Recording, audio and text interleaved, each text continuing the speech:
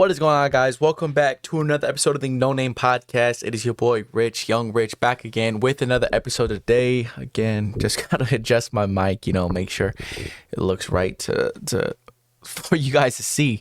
But first things first, obviously I want to start off with 1,000 views, 1,036 views to be specific, and 78 likes on my most recent podcast episode. Again, huge shout out to everyone who shows me support and likes my videos and shows me mad love. You know what I'm saying? Again, it was one of my biggest videos up to date. It is the biggest video up to date, which is huge. I never thought that, to be honest. You go into some of these things with the possibility you may not ever get 1,000 views.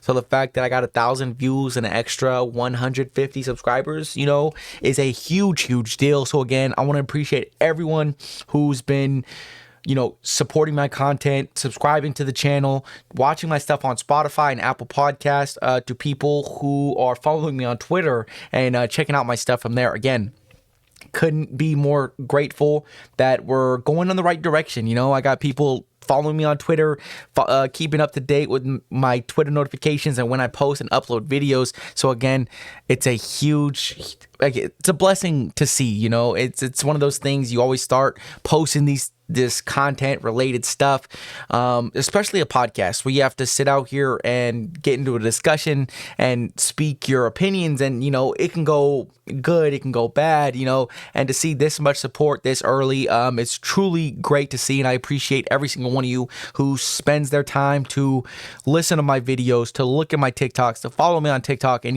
and all these things, and for everyone who comments, because every time someone comments, I'm always going to, especially right now with as big as I am, I'm not the biggest yet. Obviously the goal is to get bigger and to continue to grow and to expand my fan base and my group, my community here.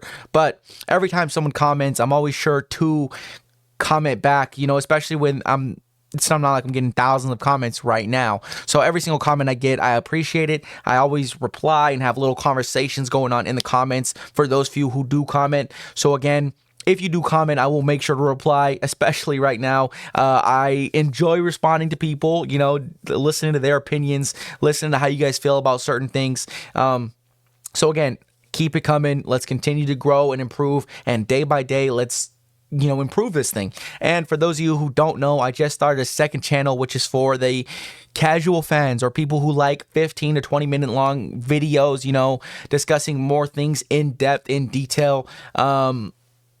And so that the link will be in the description below. It is Young Rich Talk Sports. Again, it's just a good option to have two channels, one dedicated to the people who can't sit through an entire podcast, and then also the podcast for people who like to sit down and listen to people talk about sports for an hour or so, like I do, So again, I'm trying to widen my span of viewers and try to make content that's great for everybody and hopefully continue to grow into, again, a bigger community, because at the end of the day, that is the end game. That is the goal of all of this, to create a big community where we can come together, talk sports, and, just have some fun, get into some debates about your favorite players, about who's the GOAT, MJ or LeBron, at the end of the day, that's all we could really ask, because that's what truly makes me happy. That's what, I get up every day and, I'm excited for the next thing on Twitter or Bleacher Report to pop out about somebody doing this, Michael Porter Jr.'s brother getting lifetime ban in the NBA, which we will talk about a little bit in today's episode.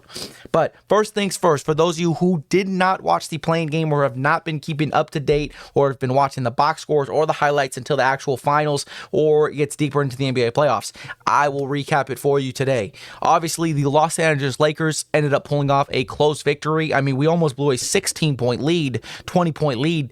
Granted, right? Zion Williamson, again, a guy who typically, for the most part, we have kept under wraps. We have not allowed him to dominate like he's capable of doing, right? So obviously he had himself his best game of his life. The most important moment. You're going against LeBron James on the other side. You win this game, you're in the playoffs.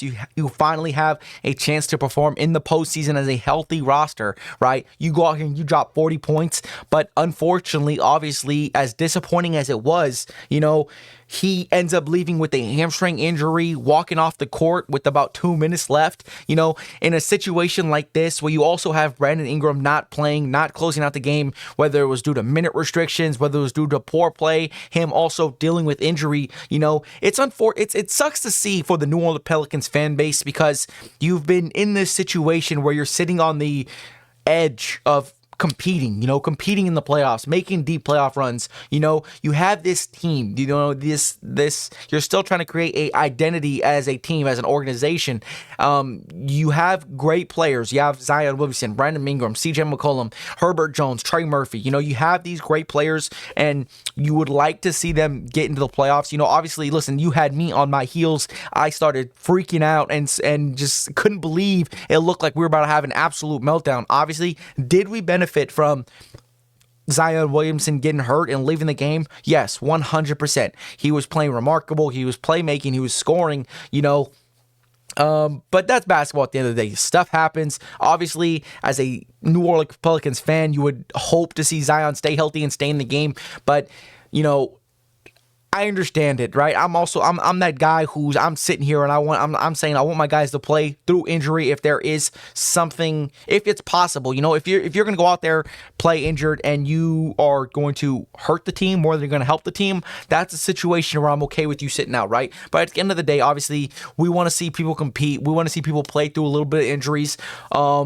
But in Zion's case, right, if it was really this severe, because obviously he's not going to be playing tonight's game against the Sacramento Kings, in this situation, you already paid him his max extension, rookie extension, he's committed to this team for the long term. This guy has just proven to you he can be a franchise piece. He is the franchise player. He is the face of the future for that organization, So now, you could just look, regardless what happens tonight, right? You can just look to the future and be happy that you have Zion Williamson there at the end of the day, because what he did, in a win or go home situation, you have to win. You're going against LeBron James, the guy who's in the GOAT conversation, the guy who's known as the best player in basketball of all time. That's what he is regarded as, and to go out there and perform like you did against a team that they've had your number, the Lakers. We've had their number all year long. 3-1 against them on the season, 4-1 against them on the season, actually, if you include the in-season tournament. But we blew them out every single time we played them, except for the one time we lost, where we played, I believe, with no Anthony Davis. But again, you have high hopes going into the next season. Obviously, the injury-prone questions, the injury-prone situations still remain for Zion Williamson. Can he be healthy enough to help your team take a step in competing, like making a deep playoff run? Can you trust him to be there health-wise to get you where you want to go, to compete for championships? Because that's obviously what he is. He's that type of caliber of player. That's the expectations we had for him. And obviously, he hasn't lived up to the hype throughout his career so far. He has had a great season. He had a great play-in game. Obviously, you ended up losing, okay? But again, you're looking bright. You're looking positive towards the future of what you can be. If you come back in this draft, you add some pieces, maybe make some offseason moves, again, your team's going in the right direction, and the New Orleans Pelicans fan base should be happy with what's going forward, with what you have and what you got, and what you can do, right? I expect this team to improve. You were great defensively this year, and again, I don't think they're going to win tonight, especially without Zion. Obviously, I know the Kings are missing Malik Monk and Kevin Huerter, but I think Sabonis and De'Aaron Fox, especially De'Aaron Fox in crunch time, in situations where it is win or go home, I expect De'Aaron Fox to perform. The Sacramento Kings did just that against the Golden State Warriors, another team we will discuss in just a minute. But, back to the Los Angeles Lakers and the New Orleans Pelicans series, right? You got into a situation where LeBron James didn't have a very good series against a team he typically dominates. AD had dropped 30 points just the other night, and now he comes back here and can't get the ball in his basket, right? In the basket. You've seen a lot of struggles from our team offensively. D'Angelo Russell came up with big-time shots, big-time plays this entire game. Very happy for D'Angelo Russell, especially if you've been a fan of the Los Angeles Lakers or D'Lo. You've seen him struggle in the postseason or in very critical times, and to see him perform like that, like the way he did, just as a number 3 option, be there when they counted on him and they needed him to make a bucket, and he did that. And I couldn't be happier going forward, especially against the Denver Nuggets series. Okay, now to discuss. Obviously, we discussed the Warriors and their their crisis, what are they going to do this upcoming offseason, but if you didn't watch that game, obviously Sacramento went out there and blew them out, sent them home like we previously discussed on another video. But again, and then to talk about the Philadelphia 76ers and the Miami Heat, right, which is the other play-in game we got to recap from the other day. Obviously, listen, we didn't know what to expect. You have Joel Embiid. You've heard his playoff struggles, his postseason struggles. You have had health concerns for Joel Embiid. He doesn't look 100%, And then you have Miami Heat, a team who typically figures it out and locks in when it gets to the postseason, when it gets to the play-in, And while I was watching this game, I really didn't know. Obviously, Philadelphia came out with a win, right? A very close win. Obviously, while watching this game, I didn't know if it was Philadelphia looking lackluster on offense, struggling on offense, and like that Philadelphia 76ers, idea, that they just don't come to perform in the postseason, or if it was the Miami Heat really locking on defense. Because, every time Joel Embiid touched the ball, he was getting multiple bodies thrown at him. Jimmy Butler was coming in and got a couple backside steals, where Joel Embiid just didn't see him coming, which resulted in easy transition points. This team definitely looked a lot more locked in, Again, Tyler Hero was making some shots when needed. No Terry Rozier still, so you're still a little bit, shorthanded on the scoring side of it. But again, obviously the biggest question is got to be Jimmy Butler getting hurt. Jimmy Butler, a guy who I'm very high of in the postseason, in the playoffs, and now they got to go play Chicago tonight, And you look at this matchup, no Terry Rozier, no Jimmy Butler with an MCL sprain. He's out indefinitely. So we don't even know, even if they win, are they going to make it is he going to come back in the playoffs against the number 1 seed Boston Celtics, So obviously, Jimmy Butler is everything to this Miami Heat organization, to the culture, to the team, He locks in, he buys in on defense, he performs on offense in the postseason when it matters most. He is referred to as one of the best postseason performers in the NBA, right? He turns it to a different level. The team Miami Heat culture kicks in and they really lock things in, right? And so now you're sitting here to question yourself, again, no Terry Rozier, no Jimmy Butler, and now you're going to come out here and play Chicago. Chicago, again, it's not a very good team, a team that we would have never discussed even making the playoffs if it wasn't for Jimmy Butler not being in the game tonight, So it is a very, to me, it's a flip a coin situation. If Miami comes out and can score and play defensively against this team, I have faith in them to win. If I had to pick a team, I'm going to take Miami every single time because I have learned in the past, do not bet against Miami, right? So, it's interesting because even if they do end up winning against the Chicago Bulls, who is not a pushover team, right? We just seen Kobe White go for 42 points. Shout out Kenny Beecham. I know he did his talk about them. He was talking about how impressive this was for Kobe White, a guy who struggled early in his career and to get into a big win or go home situation, now carried his team to a victory and an advance to the second playing game, So this is not a pushover team. You have to go out there. You have to be locked in defensively. You can't let Kobe White take over like he did, and then you have a guy like DeRozan who in the second half of the season, second half, fourth quarter points, he's leading the NBA. He's been a very clutch player this year. He's supposed to win the Clutch Player of the Year award. He's in that discussion. And so, again, this is going to be really it's a flip a coin situation because if Chicago goes and wins and goes against the Boston Celtics, I don't see the Boston Celtics losing to Chicago, right? It's just not going to happen. Maybe they lose a game. Most likely they're going to sweep. That's the one team that I'm very confident if Chicago wins, they're going to sweep, But then if Miami gets there, right? Miami's where it gets interesting because, yes, we know without Jimmy Butler, they're a totally different team. This year, they have not looked like the team that we've seen in the past, a team that locks in when it gets to the postseason, right? But if let's just say hypothetically Jimmy Butler sits out about 1 or 2 games, and then you have that Miami Heat culture, a team who's played this team multiple times. They've been known as the kryptonite to the Boston Celtics. They've spoiled championship possible runs. They've spoiled this team. They're there for their plans for the offseason, for the postseason. Multiple times. This is always a fun matchup to watch. It always goes the distance. It lives up to the hype and the expectations every single year, right? So now, even if, Jimmy Butler gets back by game 3 or 4, and you're telling, and, let's just, obviously, you've got to hope Miami wins at least one game, one game so that way, Jimmy Butler's not coming back and they're not down 3-0, if that was the case. But obviously, we're hoping and we're pushing that Jimmy Butler will make a return at some point if they win tonight's game, especially in the first round. Obviously, if they're going against Boston, I think he's going to force himself out there, even if he's not 100%, because it is Jimmy Butler and he's ready to do that type of thing. So, what are the expectations if we get a 75% of Jimmy Butler out there? Can they still slow down the Boston Celtics like we've seen them do in the past? Do we have faith in this team to go out there and perform like that? Because at this point, we still don't know who Boston's going to play. If they play Chicago again, 4-0 sweep, not even a second down on my mind. Shout out Chicago, just gave them a long rest, right?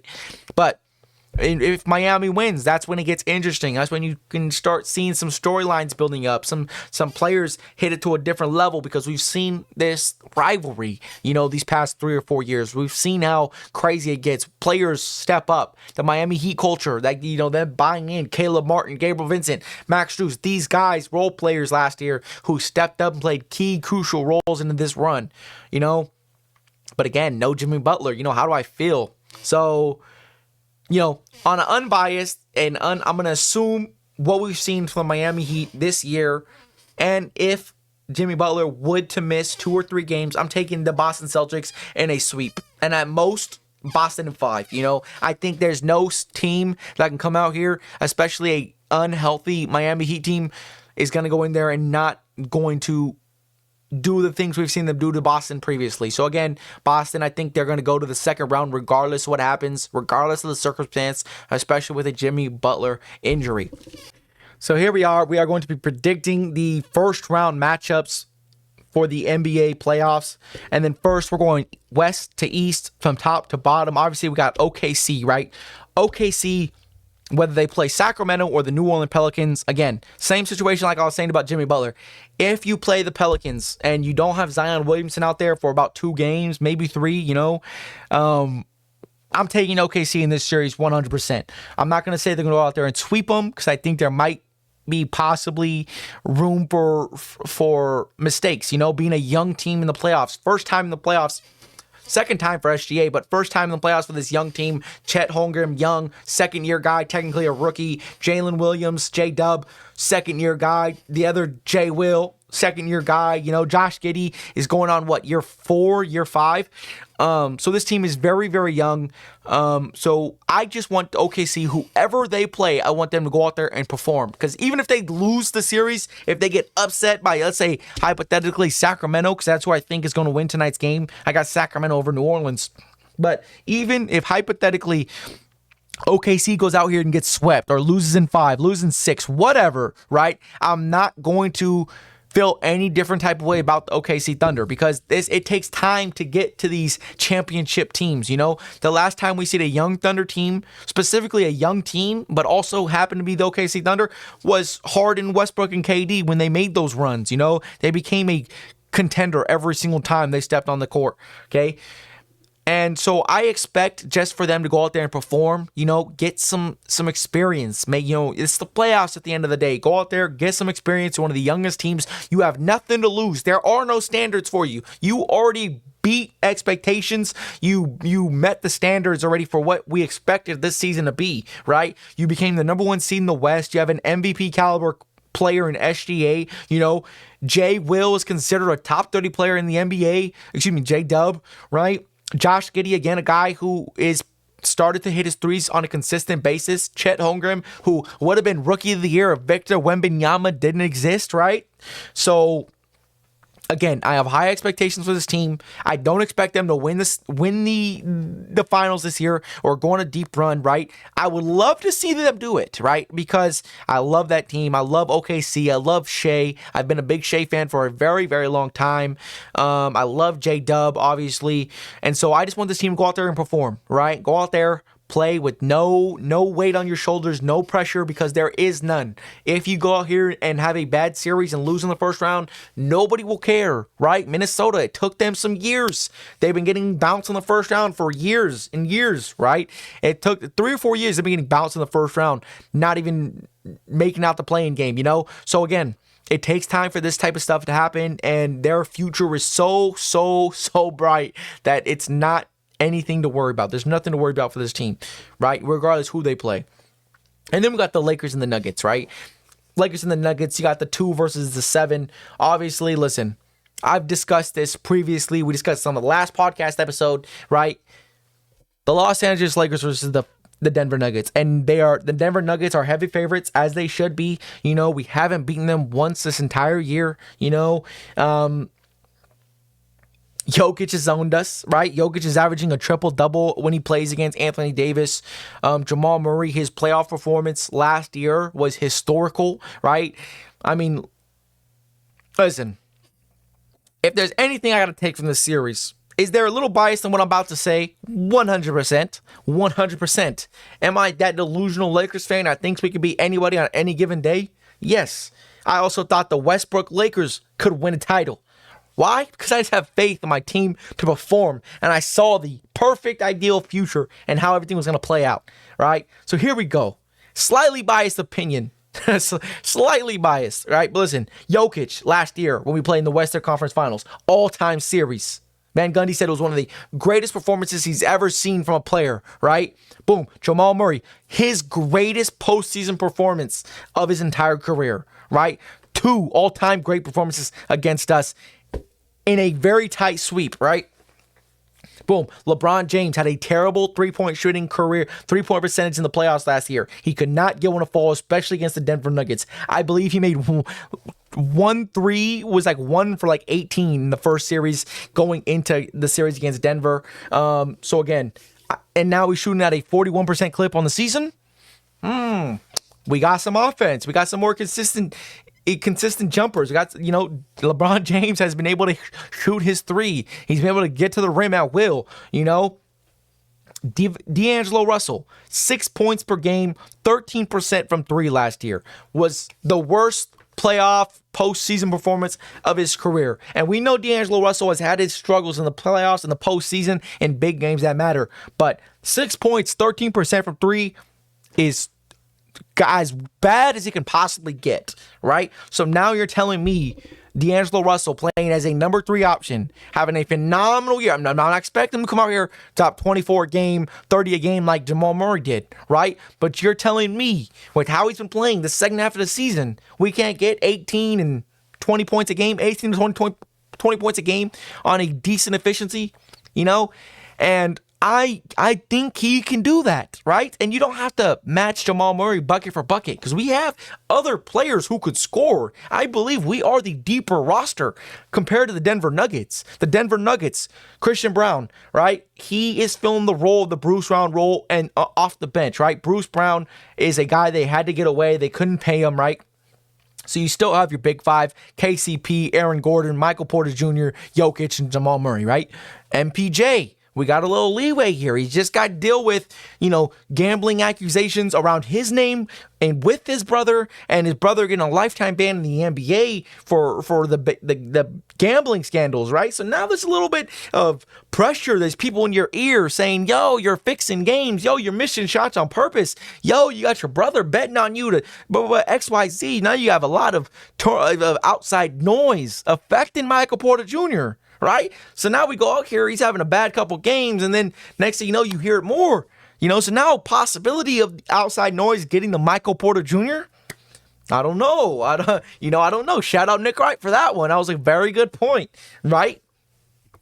And then you look at the rest of our team, right? Austin Reeves, Averaged 16 points per game in the playoffs last year, shooting at 46% from three. Had a absolutely phenomenal playoff run as a number 4 option, number 3 option, right? And then you have Rui, who's been coming into place, been playing great basketball. Last year was that guy who won us games when we played against Memphis, right? He's a very long, tall defender, lengthy, helps on the defensive end, and so I'm liking what I'm seeing from Rui.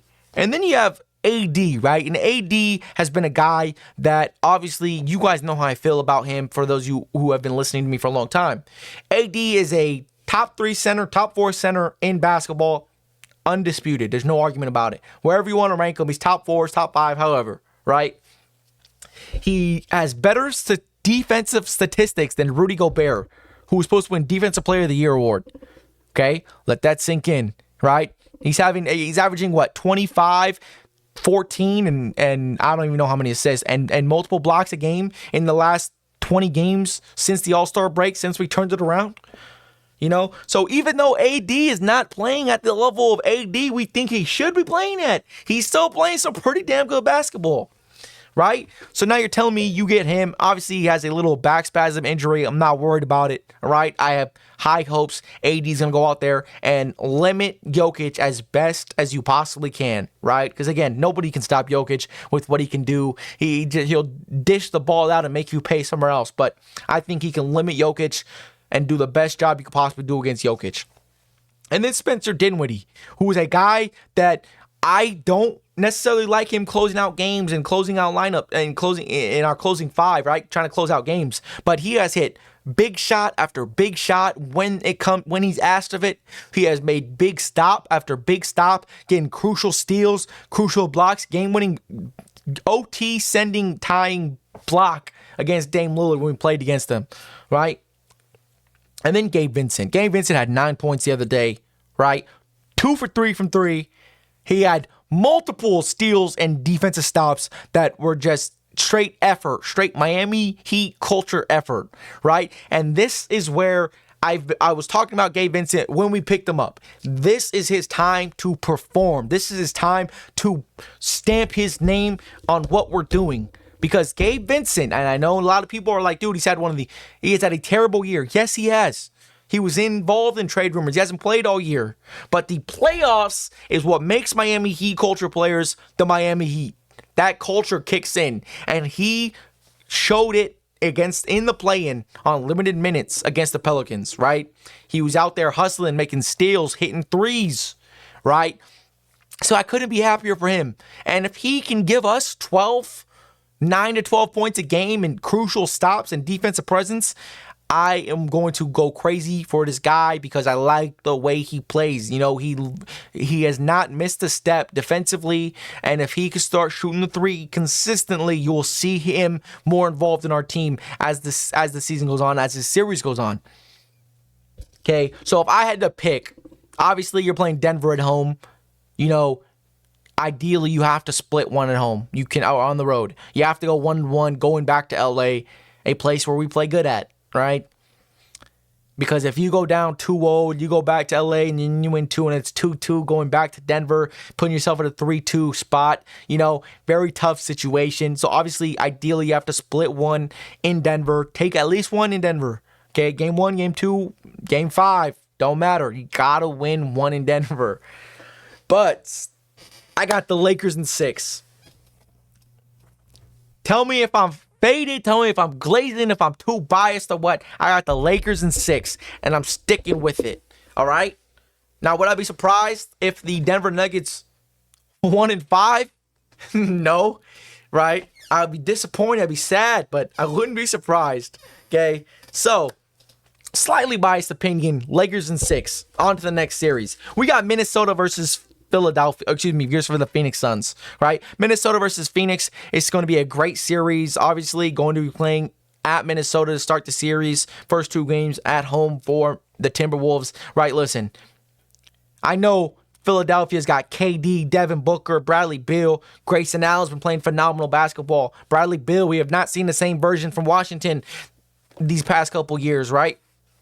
Okay.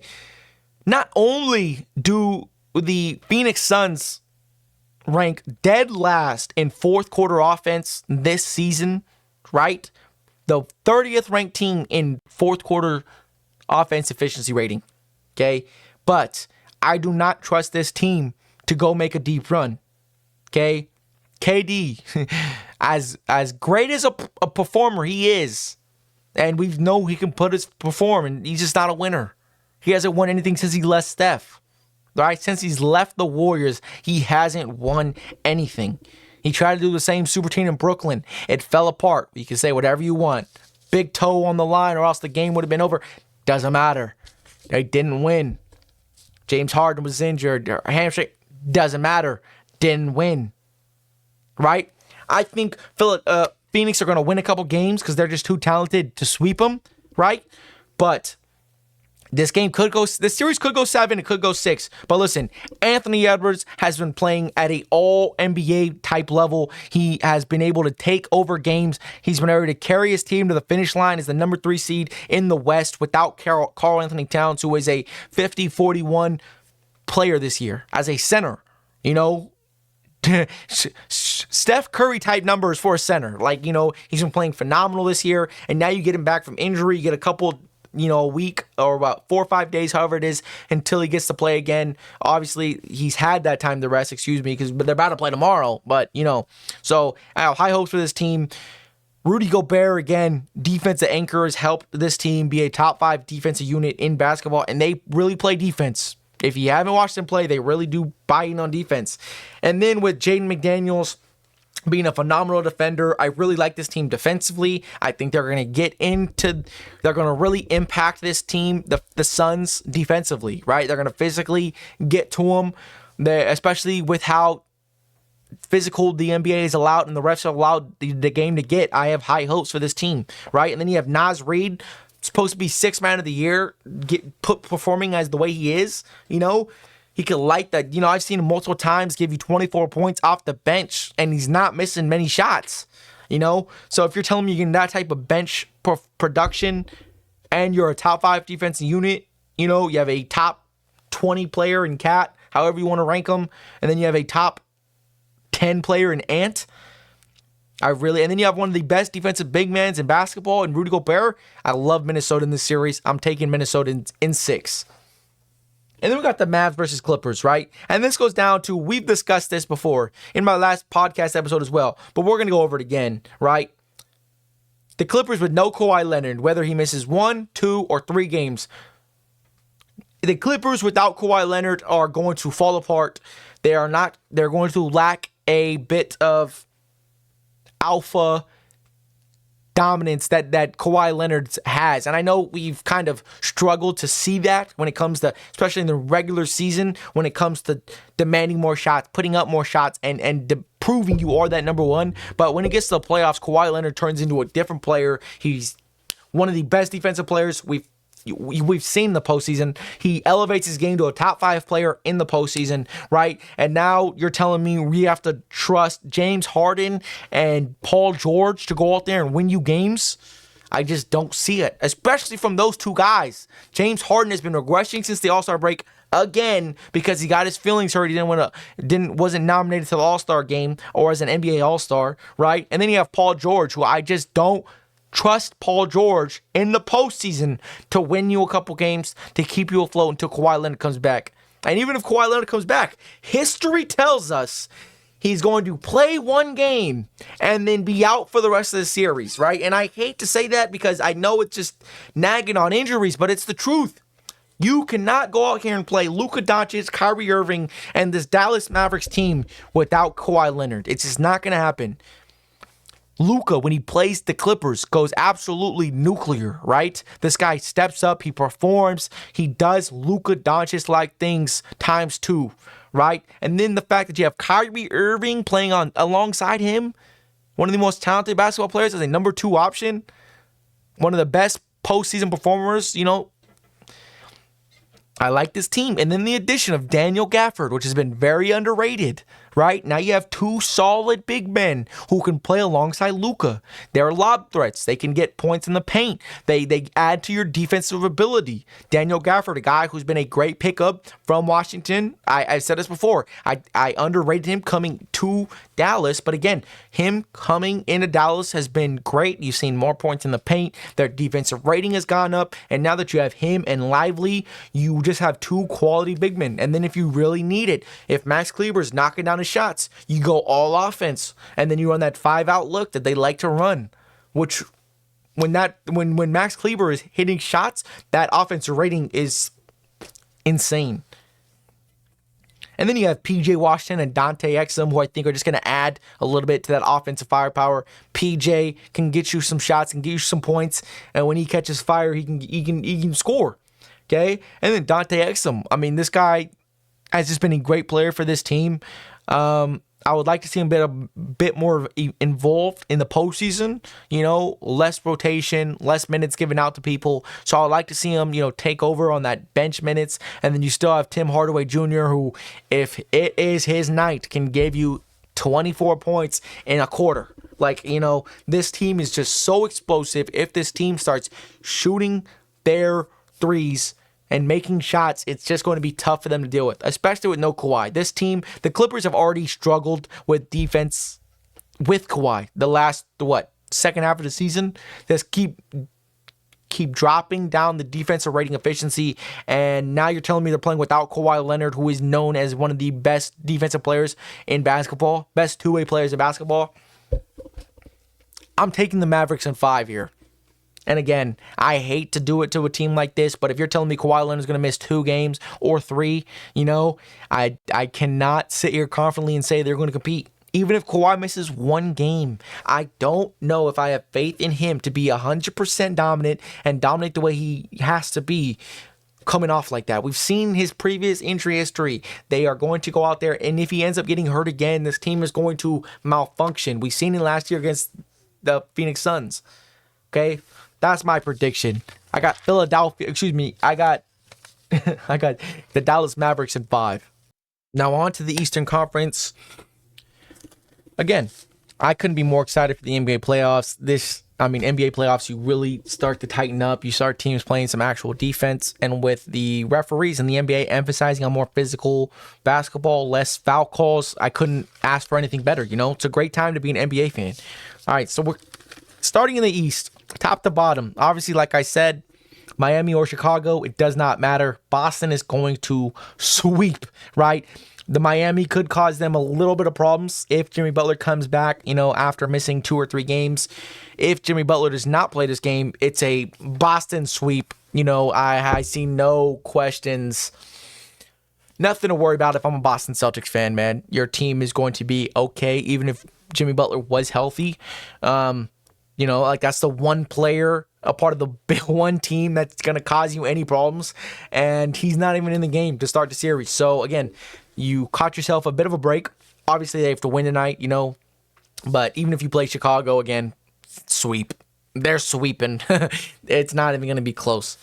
Moving on to the next series, we've got, Philadelphia, New York. Philadelphia versus the New York Knicks. And this is where things get interesting. Because again, like I discussed before, you start to question when we watched Philadelphia play Miami. Was it Joel Embiid and Tyrese Maxey struggling to score? Or was it Miami Heat really playing defense this time around, And that's what I start to question myself. Because obviously, I do believe it was Miami Heat playing great defense, right?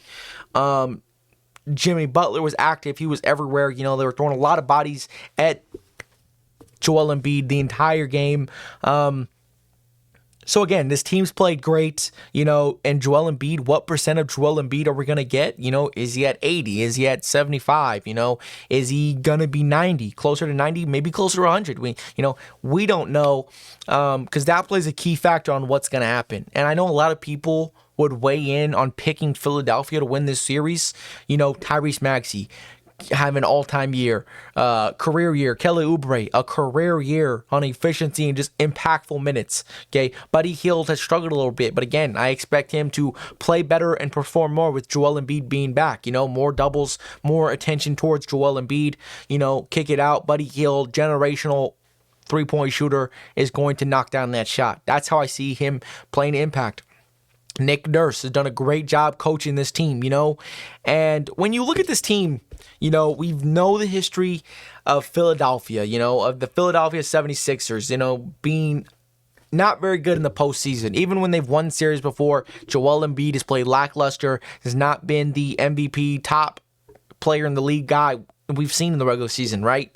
And again, with him being injured now, it's kind of as if we look at it and say, there's a bit of an excuse. You missed a lot of time. You're still not 100% back. He's kind of trying to prove to these guys that he is who he says he is, an MVP type guy.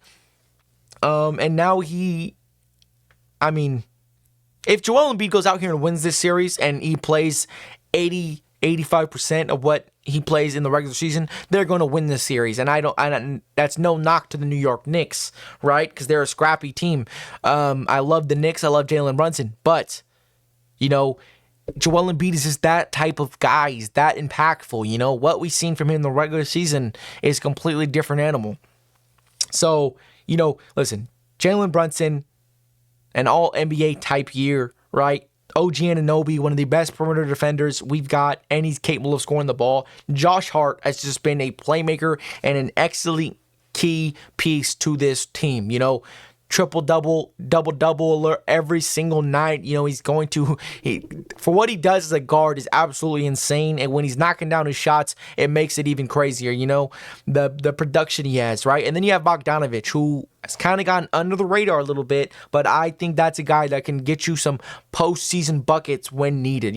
He's done it fast before when he was with Utah, and I think you can see some of that this run, right? Because you're going to need it. Jalen Brunson's going to need some help. But listen, the New York Knicks are 20-3 with OG Anunoby healthy and in the starting lineup, right?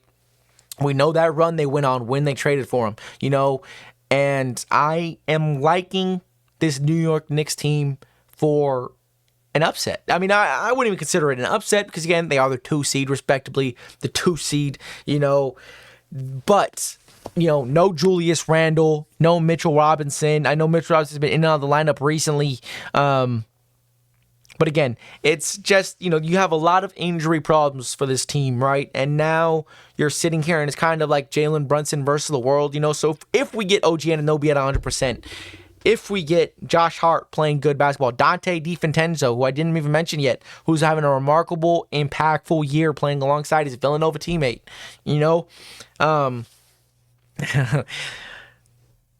I am taking the New York Knicks to win here. I'm going to have the Knicks win in 7 because I think Tyrese Maxey can win you a game. I think Jalen Brunson to carry the load is going to be tough. I'm changing my prediction. I'm taking the Knicks in 6. Knicks in 6 because I think Philadelphia is a talented enough team to win some games. It's the postseason, not the regular season. Tyrese Maxey has had a remarkable year this year, and now he's playing alongside Joel Embiid. Less attention towards Tyrese Maxey, more attention towards Joel Embiid. Joel Embiid is going to cause some matchup problems for this team. But I still like the Knicks here, right? And I don't know if this is a hot topic, a hot decision, or a hot take, but I got the Knicks in 6. I think Jalen Brunson is going to carry the logs, right? I think he's going to be an absolute bruiser, and he's going to dominate like he's been doing this entire regular season. I expect Jalen Brunson to flip it to another switch. I expect OG Anunoby to have a huge impact this series. Again, Josh Hart to do his thing. Dante DiVincenzo keep shooting the shit out that ball, right? And Bogdanovic, I'm hoping for some key, crucial buckets in this postseason run. So I got the New York Knicks in 6. Let me know what y'all think about that one because I think that's probably the most controversial thing I've said on today's episode, other than the Lakers in 6, right? But Getting on to the next series, we have Milwaukee versus Indiana, right? Milwaukee with no Giannis. For how long, I do not know. You know, another situation where it's like he could miss 1, he can miss 2 games, possibly 3. You know, you have a good team even without Giannis, and you probably have the best matchup to be missing Giannis, right? The Pacers, Tyrese Halliburton has been struggling. Although he still is an all-star player, caliber player, he's been struggling. He's still been able to play make. Miles Turner's playing great basketball this year, the way he can stretch the floor. Pascal Siakam, again, I've been playing solid basketball this year. No Benedict Mathurin, which obviously is going to hurt for Indianapolis, right? You already traded Buddy Hield away. Now you have no Benedict Mathurin for the rest of the season.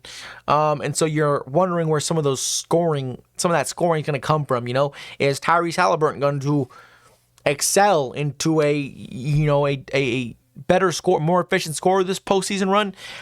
I don't know, just the way things have been going. But this is a huge question mark for Damian Lillard, right? You're playing without Giannis. You're in a very Jalen Brunson-like situation, which is when Jalen Brunson's last year in Dallas, when they made the Western Conference Finals and lost to Golden State, he was forced to play 3 games against the Utah Jazz without Luka Doncic, where he was leading the series 2-1 with Luka coming back, right? And a guy who nobody expected Jalen Brunson to do that, but he did. He kept them afloat. He stepped up, and that's when playoff Jalen Brunson was born. That's where he was created, and then Jalen Brunson, everybody knew his name. So again, Dame Lillard has a similar situation like that, right? Brook Lopez, Chris Middleton, Malik Beasley. You have these guys who, Bobby Portis even, you have these guys who can help you. You have a solid team around you. Giannis won a chip around this exact same team. Okay, so now you have you're known as playoff Dame time, Dame Dollar. Like the guy who's going to perform in the postseason, one of the most clutch basketball players, right? So now you have the chance to go prove that you are who you say you are. You still got it left in you, because now you have to carry the logs. You have to keep the ship afloat. You've got to come out here in a search of dominance and dominate. You need some Dame Lillard, Dame time type games, okay? And if you can get past this series, you let Giannis come back and get injury closer to 100%, you're looking very good going into that second round in the Eastern Conference, right? So again, we need a big series from Damian Lillard. I think the Indiana Pacers are just still too young. They still got a lot of time to improve. They're kind of very similar to the OKC and Orlando Magic. You have time to get better. It's your first time being here.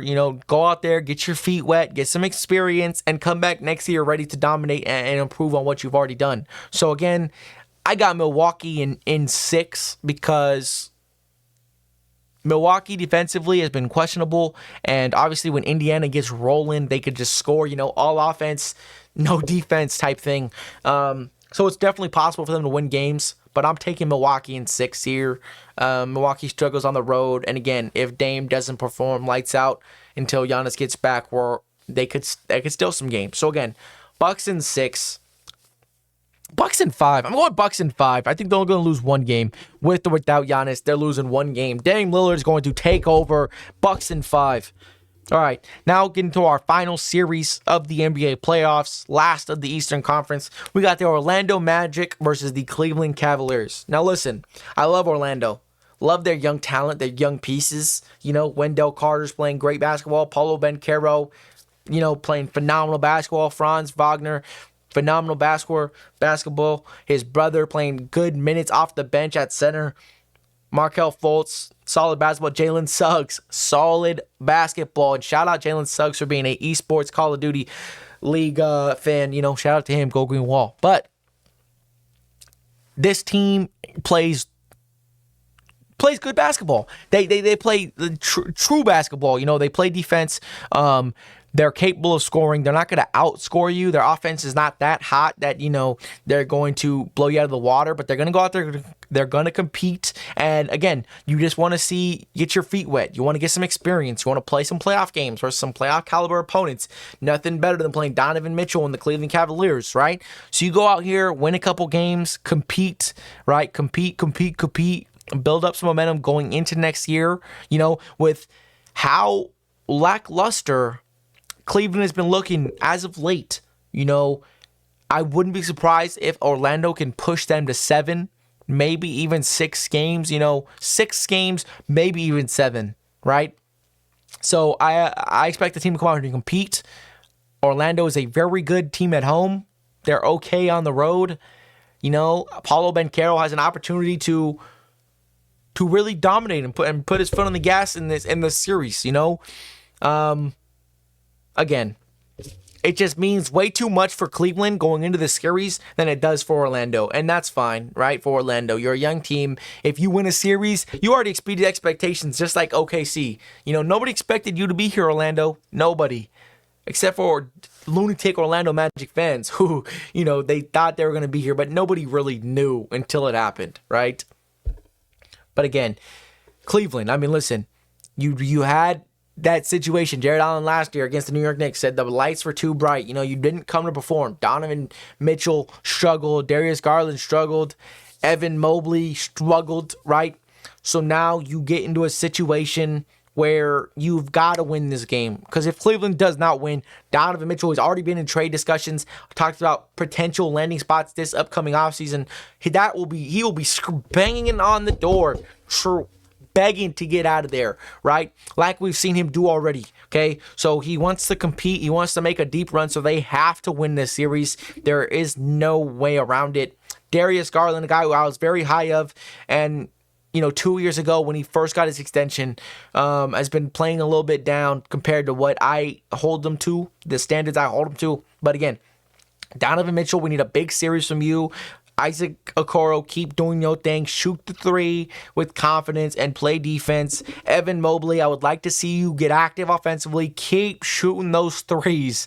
This team can get so scary if you shoot, and if Evan Mobley can start making 3s on a consistent basis. Max Strus, keep doing your thing. Playoff Max Strus, again, a name that I'm excited for. I'm excited to see what he can do. I keep tabs on the Miami Heat culture guys. Big things for him. Jared Allen, keep doing what you're doing, right? And I'm excited for this series. This team just needs to go out there and compete. They need to win the series. It's a must win. It means way too much for Cleveland and for the land, So again, I got the Cleveland to 6, possibly 7, depending on how they're playing and how Orlando comes out and plays. But with that being said, that is the last topic of discussion. That is the last series of the NBA playoffs. Let me know what y'all think in the comments below. Did I not pick your favorite team to win? Did I pick your favorite team to win? Denver Nuggets fans, anybody who wants to come talk about that, how do we feel about my Lakers take? Do you think it's reasonable the Lakers can come out here and win in 6? We're gonna find out. Got a lot of good basketball coming up today and tomorrow. It's been a banger of a series so far. The NBA playoffs has not missed yet, and I'm excited for it.